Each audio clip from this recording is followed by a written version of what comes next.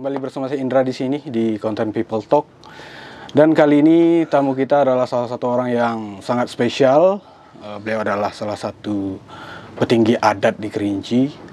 Dan kebetulan pembahasan kita kali ini juga tentang adanya informasi-informasi yang beredar di Kerinci kemarin mengenai adanya LAM dan juga LAAK di Kabupaten Kerinci. Ini dia ada Andi Andalas. Assalamualaikum Bang. Waalaikumsalam warahmatullahi wabarakatuh, Bang Indra. Ya, gimana kabarnya Bang? Alhamdulillahirabbil alamin, baik. Oke, baik, langsung aja nih Bang. Saya nggak pengen basa-basi terlalu lama karena ini cukup sangat hangat untuk dibahas gitu. Tentang adanya Lembaga Adat Melayu Jambi yang masuk ke Kerinci dan membawa petinggi-petinggi adat yang ada di Kerinci untuk masuk dalam organisasi LAM. Yang dalam beritanya itu sebenarnya nggak boleh, bukan nggak boleh sih, tapi lebih tepatnya gimana ya, mencederai dari LAAK yang ada di Kabupaten Kerinci. Gimana tanggapan Abang? Oke, terima kasih Indra. Jadi mungkin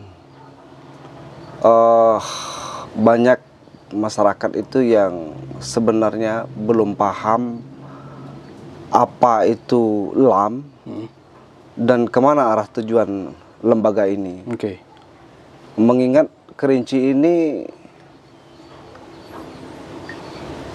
penuh dengan sejarah dan lika-likunya. Ya, benar. Salah satunya pernah terjadi hal-hal yang boleh kita katakan itu kurang baik sebenarnya untuk diceritakan, bagaimana peristiwa dahulunya antara Kerinci dengan Jambi. Ya. Dan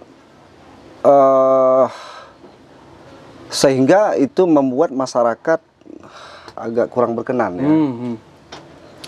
Jadi mungkin sedikit kami luruskan tentang Lembaga Adat Melayu Jambi Kabupaten Kerinci gitu kan. Oke. Lembaga ini bukan dalam artian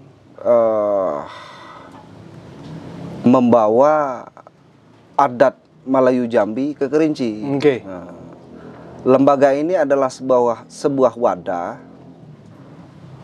yang berupaya untuk melestarikan nilai-nilai kearifan yang ada di setiap daerah, gitu. Artinya lembaga ini tidak punya hak untuk mengintervensi, untuk mengatur bagaimana tatanan pemakaian adat di setiap daerah. Seperti contohnya di Kerinci. Kerinci ini kan sudah punya ico pakai, sudah punya aturan dan tatanan tersendiri dalam mengenai masalah adat itu tadi, susun tindihnya dan segala macam. Mereka tidak ikut campur soal itu. Mereka hanya menyediakan wadah atau yang kita katakan Lembaga Adat Melayu Jambi Provinsi Jambi. Dan perlu kita ketahui bahwasannya lembaga ini korelasinya ke pemerintahan. Karena dia merupakan sebuah lembaga formal yang punya legal standing, badan hukum, dan anggaran untuk pemberdayaan Lembaga Adat Melayu Jambi Provinsi Jambi ini berdasarkan anggaran Provinsi Jambi, anggaran daerah Provinsi Jambi. Nah itu. Jadi sekali lagi kami sampaikan bahwasanya keberadaan Lembaga Adat Melayu Jambi Provinsi Jambi itu salah satu tujuannya adalah untuk melestarikan kearifan lokal yang ada di setiap daerah. Salah satunya di Kerinci.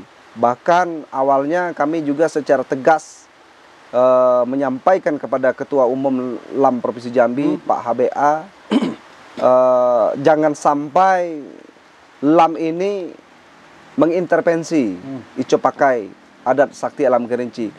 Dan sebelumnya juga ketika Musda kepengurusan LAM Kabupaten Kerinci, mereka juga sudah menyampaikan hal itu. Apa yang namanya pegang pakai, apa yang namanya ico pakai di sakti alam Kerinci, Lembaga Adat Melayu Jambi Provinsi Jambi tidak akan ikut campur. Nah, itu hanya saja memang mungkin ke depan kita bisa mengusulkan ya, agar tidak timbulnya persepsi dari masyarakat seolah-olah gitu ya, kesannya kita itu secara adatnya itu malah tunduk ke Jambi, mengikuti aturan adat di Jambi. Tidak. Memang kita, kalau kita secara globalkan itu Melayu lah kita katakan ya. Kerinci ini Melayu, kenapa kita menolak kita ini orang Melayu? Benar. Salah satunya ado dih Melayu ngato misalnya. Iya kan? Iya. Ya kan gitu. Petatah petiti kita ini petatah Melayu. Melayu betul. Dan kita bahkan ya dari penulisan-penulisan meskipun secara pribadi kami masih 50-50 lah ketika kita mengatakan bahwa Kerinci adalah merupakan suku Melayu tertua di dunia gitu ya. Artinya ini kan nama Melayu juga. Melayu, jadi iya. untuk istilah Melayu saya rasa itu tidak perlu kita persoalkan. Tapi nama Jambinya ini Jambinya yang kesan atau seolah-olah kita itu mengikut adat Jambi. Tidak seperti tidak itu. Sama sekali. Tidak sama sekali. Okay. Dan kemudian juga ini mengingat dan menimbang juga bahwasanya Perda Provinsi Jambi yang secara tidak langsung mengesahkan Lembaga Adat Melayu Jambi Provinsi Jambi ini bermula pada tahun 2014. Artinya boleh kita katakan baru. Masih banyak tugas-tugas yang harus dilakukan oleh lembaga ini, mengingat di Provinsi Jambi ini ada banyak suku ya. Salah satunya ada suku anak dalam. Tentu dia punya adat tersendiri.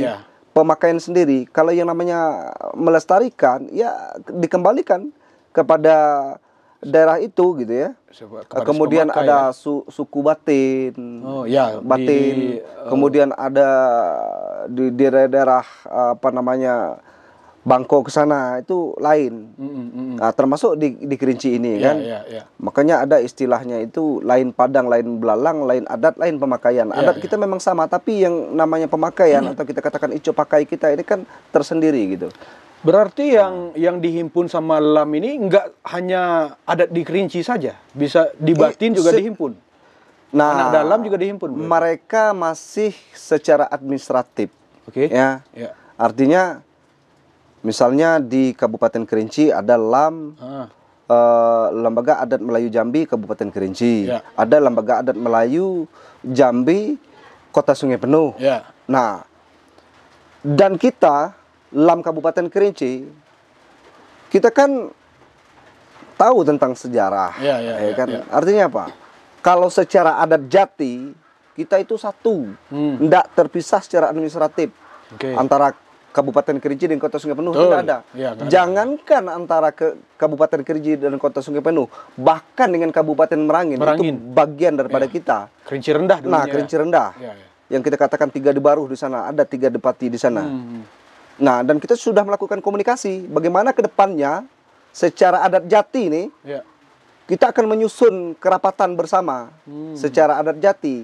Nah, dan kita jadikan lembaga formal ini sebagai tempat kita duduk, sebagai tempat kita berdiskusi, karena di lembaga formal ini dia mempunyai anggaran. Bagaimana dari anggaran itu kita bisa melestarikan adat kita, ya kan? Misalnya kita ingin membuat gelanggang pencak silat sebagai anak-anak muda untuk menempa kedikdayaannya sebagai kegiatan olahraga, olah kanuragaan misalnya kan. Itu kan kita butuh anggaran juga untuk sasananya dan segala macam. Kita ingin membangkitkan tarian-tarian kearifan lokal, itu juga butuh anggaran, sanggar-sanggar. Kalau seumpamanya LKAK itu, Lembaga Adat Alam Kerinci itu memang nggak ada anggarannya apa gimana? Nah, ada anggaran, Bung Indra. Hanya saja itu dia belum diperdakan. Tidak ada legal formal khusus. Legalitasnya berarti belum ada? Tidak ada, karena dia mengacu kepada Dinas Pariwisata. Dan itu pun dari Dinas Pariwisata itu di bagian bidang. Bidang kebudayaan misalnya. Nah, dari bidang kebudayaan itu ya berapa porsi yang bisa dia alokasikan untuk LKAK? Yang saya dapat informasinya itu 1 tahun itu 40 juta. Dengan dana segitu, apa yang bisa dilakukan? Ya hampir 40 juta. Sih. Belum kita berbicara dari komposisi kepengurusannya, misalnya honorariumnya. Tidak mungkin orang itu untuk mengurusi masalah adat walaupun sifat daripada kelembagaan itu, ini perlu dicatat Bung Indra. Itu tidak lebih daripada sekretariat yang mengatur secara administrasi, bukan menentukan kebijaksanaan ataupun keputusan dalam hal adat. Nah, ini yang perlu kita ingat. Jadi mungkin kami ingin mengarahkan sedikit ke Lembaga Adat Melayu Jambi Provinsi Jambi itu tadi. Kabupaten Kerinci, ya. Bahwasanya di LAM Kabupaten Kerinci ini pada komposisi kepengurusannya itu ada pengurus harian, ada lagi MPA, Majelis Permusyawaratan Adatnya.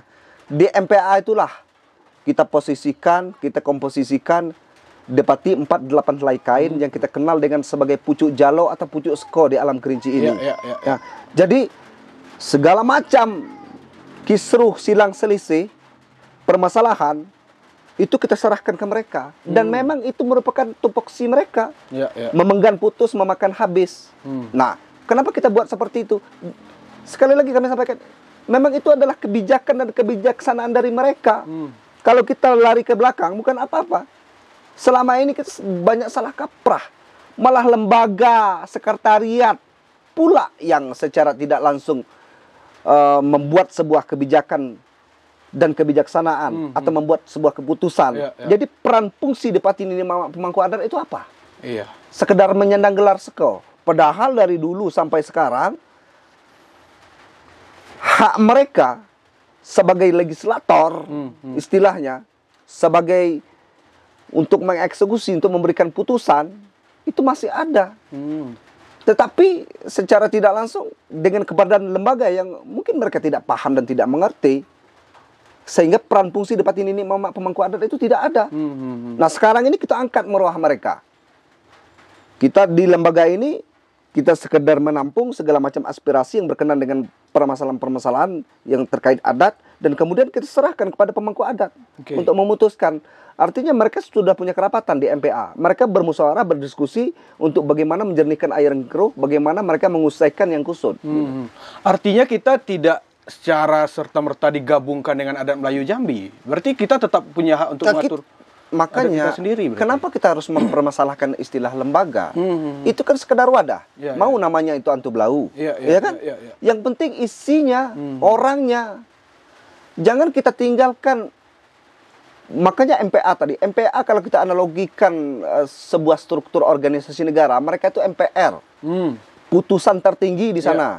Mereka yang menghitam putihkan itu para pemangku adat. Memang yang menyandang gelar sko. Beda dengan pengurus harian. Memang ada ketuanya. Walaupun ada ketua pengurus harian, bukan dalam artian pula ketua pengurus harian lembaga adat ini mengetuai MPA, tidak.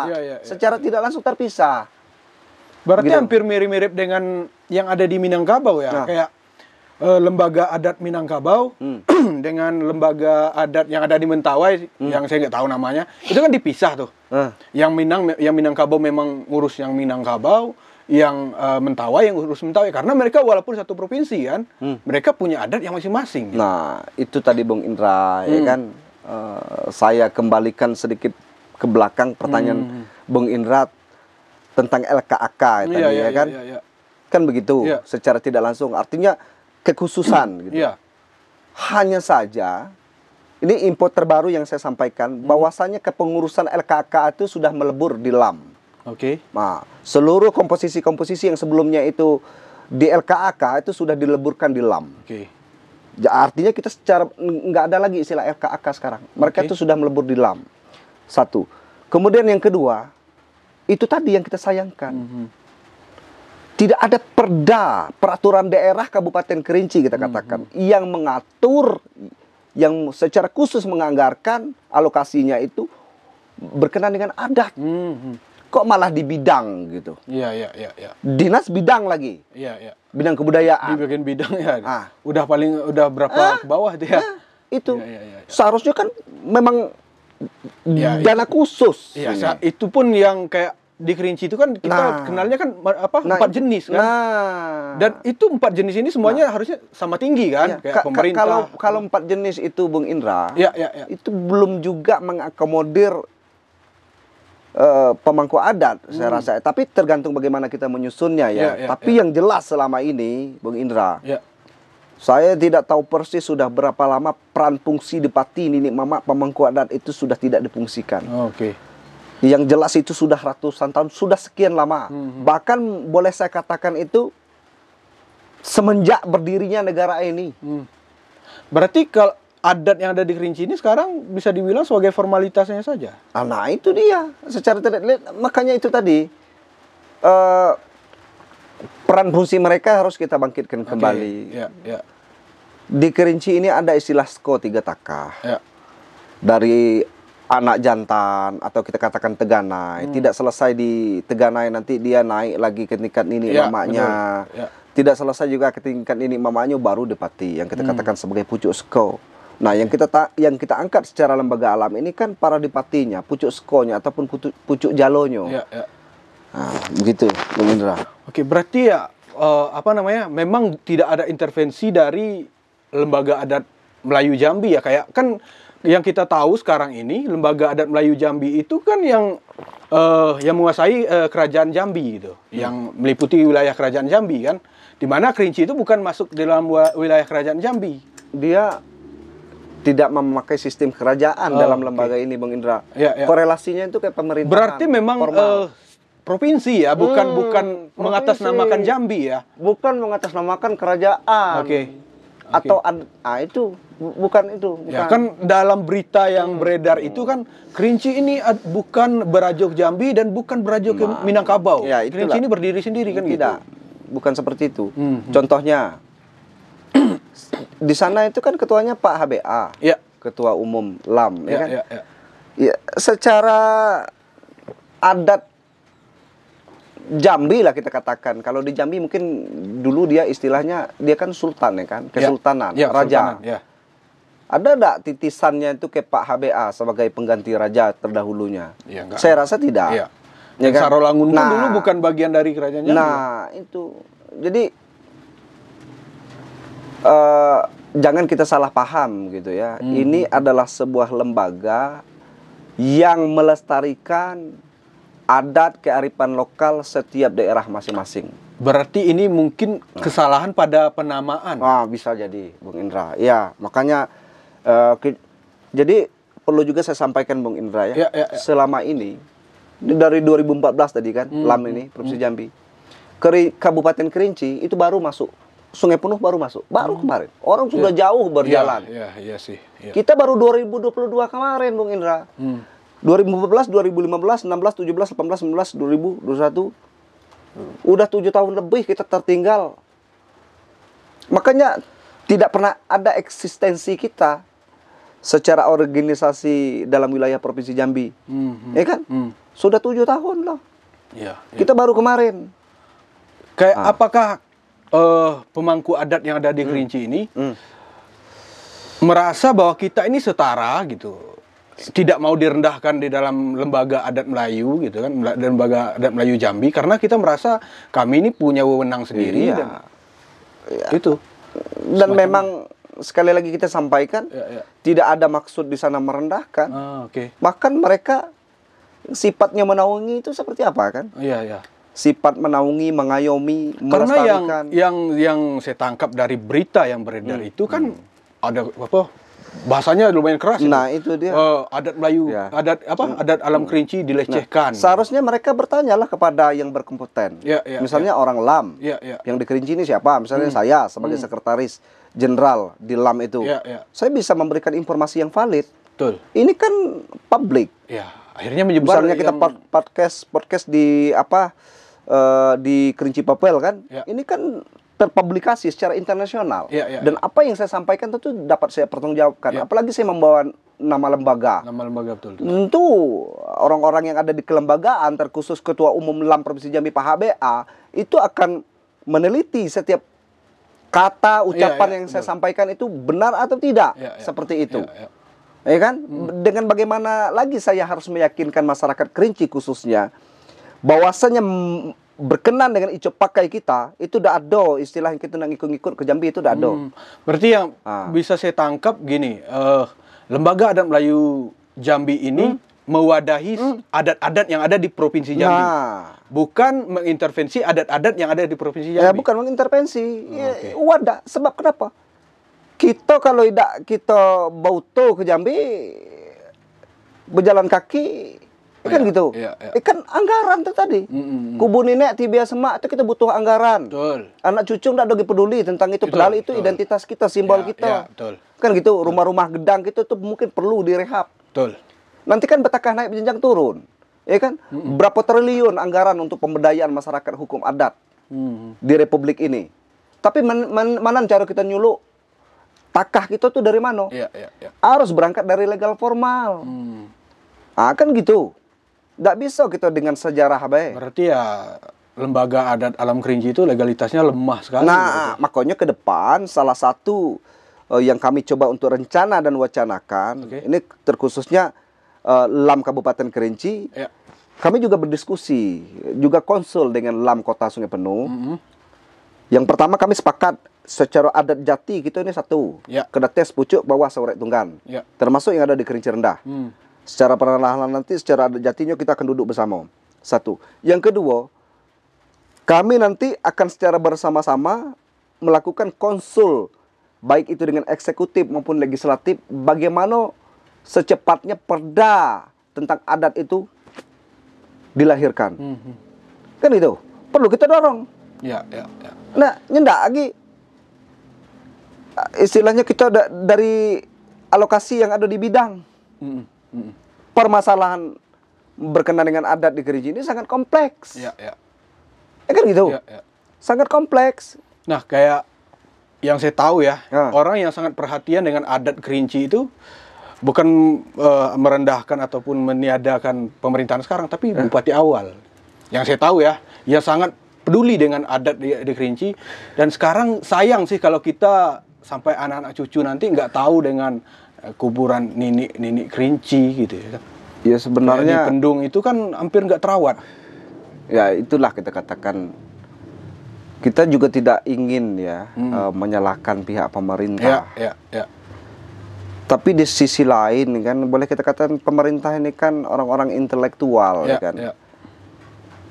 Sementara pemangku-pemangku adat kita juga tahu bagaimana SDM mereka, ya kan.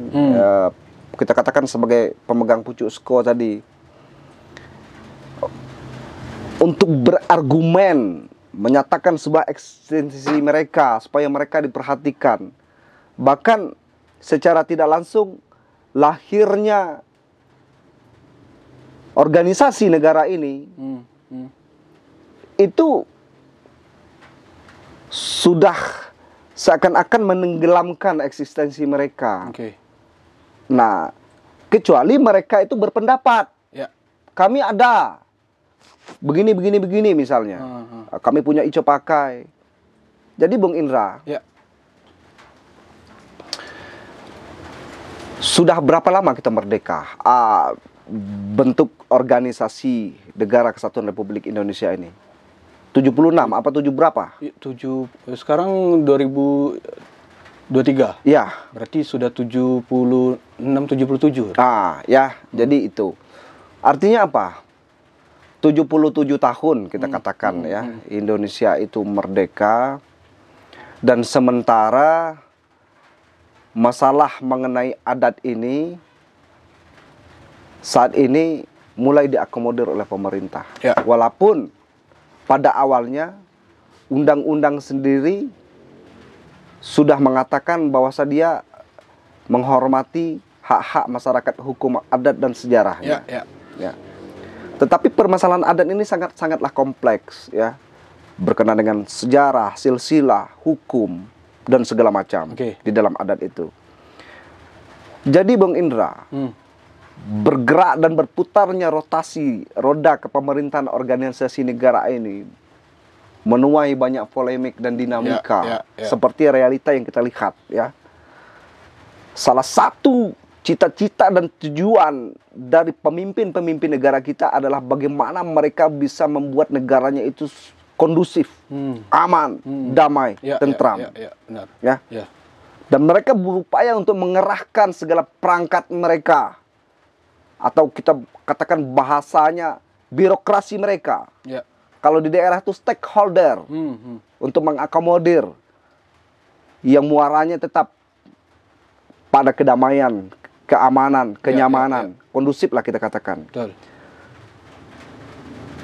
Meskipun mereka sudah mengerahkan segala birokrasi, tetap saja terjadi polemik dan dinamika, Bung Indra. Ini kan realita yang kita lihat.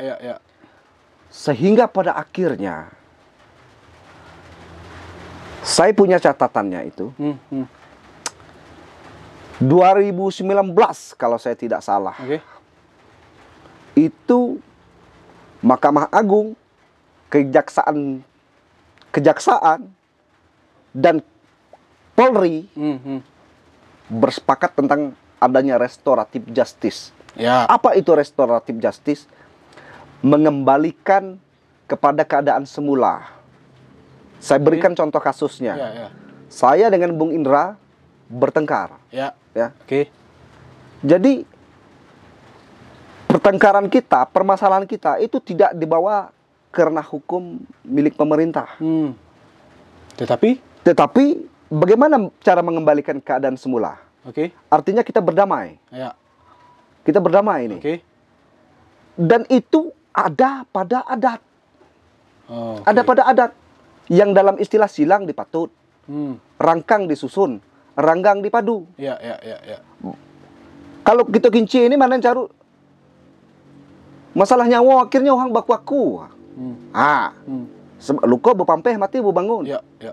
Kan gitu. Ya. Tetap ada sanksi, tetapi tidak menimbulkan lahong. Dalam artian itu tidak menimbulkan dendam, kesumat yang secara turun-temurun. Ya, ya, ya. Tetap kita berpatut. Ya. Akhirnya itu mengembalikan keadaan semula. Artinya secara tidak langsung sudah ada wadah kita ini untuk melakukan restoratif justice. Oke. Setiap permasalahan hukum kita katakan, baik itu perdata maupun pidana sekalipun, itu kita sudah bisa menyelesaikan secara adat. Ya.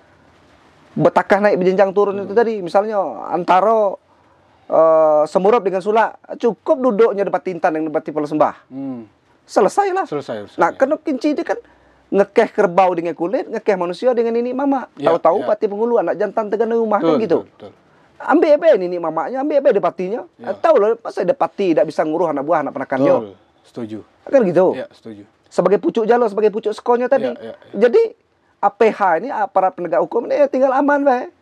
Tinggal mereka ya terima berita acaranya, apa hasilnya? Ya, hasilnya berdamai. Lah sudah masalah nyawa tadi di Kerinci ini mulai dari masalah ayam sampai masalah nyawa itu selesai. Tidak ada keruh, tidak jernih, tidak ada kusut, tidak selesai. Itu tadi.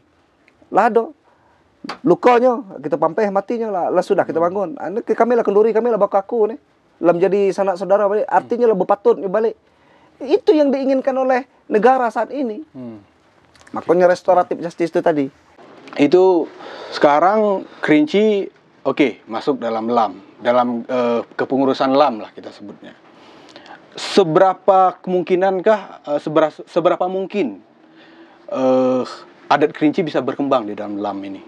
Adat Kerinci? Ya. Sepesat mungkin. Ya. Karena salah satu cita-cita kepengurusan LAM Kerinci dan Kota Sungai Penuh khususnya itu kita istilahkan dengan membangkit batang terendam. Kenapa ada istilah membangkit batang terendam di Kerinci ini? Itu tadi. Peran fungsi depati nini mama pemangka adat itu bukan sekedar perno hang nikah, tetapi juga menentukan kebijakan dan kebijaksanaan dalam setiap permasalahan yang ada di bumi sakti alam Kerinci. Apa baik di alam Kerinci ini ditentukan oleh adat. Adat yang pertama sekali. Sekecil-kecil masalah, segede-gedang masalah itu adat yang mengarah mengajunkan. Betul. Nyuap nasi itu harus adat yang berkata dulu sepatah, berjalan dulu selangkah. Jadi bukan lembaga, bukan pengurus lembaga ini. Di dalam lembaga itu ada MPA yang kita tempatkan di posisi yang paling tinggi di situ. Itu kebijaksanaan, kebijakan tertinggi di situ. Lembaga pengurus harian sekedar menghantarkan, sekedar mencatat, sekedar mengagendakan, sekedar menyediakan lapak-lapik orang itu, makanan orang itu pelayan. Berarti bisa dibilang lembaganya itu formalitas, sedangkan yang menggerakkan itu berdasarkan adatnya masing-masing. Adatnya masing-masing. Yang jatinya sudah kita katakan tadi, selama ini mereka itu tidak ada fungsi, tidak ada punya fungsi. Tabiah, Padahal yang punya padang orang itu, yang punya belalang orang itu, artinya apa? Itu kan kiasan. Padang ini alam ini. Alam, Kalau di Tiga Luas Muru itu pala sembah sebagai pucuk sekonyo. Secara tidak langsung. Kalau nyu keluar nih, kita keluar dulu kan. Artinya padang, ulayat, belalang, anak buah anak penakannya. Orang itu ngetuan. Tetapi realitanya dalam mengambil keputusan kebijaksanaan, uhang itu tinggal diam ngimak be. Terserah uhang apapun awak benak. Ya, agak ini ya, kayak kalau di Minang itu kan adatnya kuat sekali kan. Kayak apa? Itu belum tentu.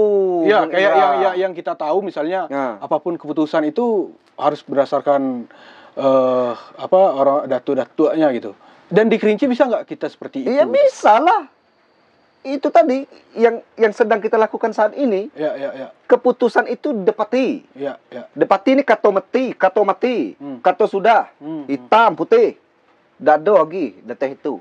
Kalaupun ada, baru kita serahkan pada pemerintah. Ya. Tapi Tapi bisa nggak petingginya, maaf saya potong, petingginya ini orang-orang ya yang depatin ini emaknya ini bersatu gitu, supaya nggak ada perpecahan di masyarakat. Iya, makanya di MPA itu kan kita sudah menyatukan istilah depati 48 helai kain dulu kan. Ya. Nah, kita ini kan baru, belum 1 bulan dilantik. Ya.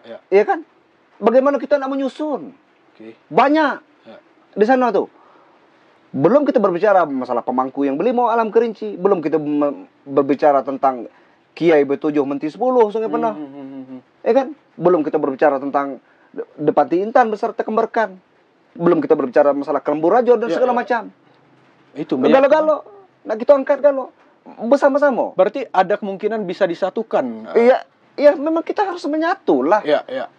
Berarti percuma lah kita punya slogan sedenting Mbak Besi. Selama ini kan bisa dibilang kita dalam mengambil keputusan itu kan berdasarkan wilayah masing-masing. Bung Indra bisa lihat di tingkat desa. Kalau di Kinci ini sudah galu kuat bagin ya. Sampai ke tingkat dusun itulah sudah arah ajun. Ya, betul. Ya. Sampai ke tingkat dusun itulah ada arah ajun. Realita yang kita kima, pemerintah itu membuat lembaga adat sampai ke tingkat desa. Jadi di dusun kita tuh ada istilah purbakalo. Tetapi walaupun kita tidak menyamaratakan setiap dusun itu apakah seperti itu, tetapi ada di antara dusun itu yang purbakalonya itu sudah tidak berfungsi lagi. Sudah tidak berfungsi lagi. Artinya lembaga adat lah yang secara tidak langsung memberikan putusan-putusan. Ya. Nah, ini kan kacau jadinya. Purbakalo itu yang harus dibangkitkan. Nah, saat ini posisi adat di Kerinci dari pandangan Abang, adat di Kerinci saat ini itu posisinya di mana? Sejajar dengan pemerintahan atau gimana? Kalau kita berbicara tentang organisasi formal, secara administratif, contoh di Kerinci, itu yang tertinggi bupati. Tapi kalau secara adat depati. Ya kalau kita ingin menyetarakan ya samalah setara. Lembaganya beda-beda. Ini lembaga pemerintah, ini lembaga adat. Artinya lembaga adat jati ini.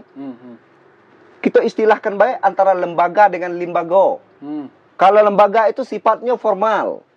Kena kepengurusan, kena kita ngambil anggaran dari pemerintah. Pengurus harian terserah lah sabu bae nang nguruh. Tetapi limbagonya itu kan ada kita menurut aturan yang kita katakan ijo pakai. Bukan kita tidak ada yang perlu kita berbuat baru lagi. Tidak ada yang perlu kita tambah-tambah, tidak ada yang perlu kita kurang. Kita tinggal nuhut bae. Lah sudah nenek moyang kita menak aturan bagaimana supaya kita hidup rukun di alam Kerinci ini lah sudah menentukan. Kan itu. Apa bae permasalahannya? Nah, jadi itu. Kalau secara adat jati kita katakan bahasa limbago tadi ya depati. Kalau secara administrasi atau pemerintah ya bupati atau wali kota. Bahkan uhang itu ketingkatan presiden pun kita mau kan. Ini sebab apa? Adat ini dulu new daripada negara ini. Organisasi negara.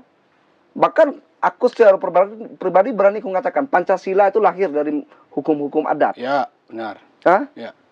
Pancasila kemudian melahirkan undang-undang. Undang-undang lahir dari Pancasila. Pancasila lahir dari mana? Kalau tidak ada dasar dari adat. Kan gitu. Kita tahu siapa bapak-bapak pendiri negara ini dan kemudian lantas membuat simbol negara ini. Simbol negara kita Pancasila kan tidak turun dari langit. Tentu dari akal pikiran, daya cipta karsa melalui tokoh-tokoh yang kita tahu salah satunya Soekarno, Hatta, Sultan Syahrir di situ. Itu kan uhang-uhang adat, uhang-uhang budaya. Ya kan? Bahkan kita tahu bagaimana kerasnya seorang Soekarno dalam istilahnya supaya adat kita Nusantara itu bisa tetap utuh. Ketika masuk budaya-budaya asing itu dia sangat benci kan. Bahkan kalau kita larikan ke tingkat musisi, dia penjarakan di Betel misalnya. Kan membawa gaya musik barat. Itu saking dia cinta dan memelihara akan kearifan lokal gitu. Oke.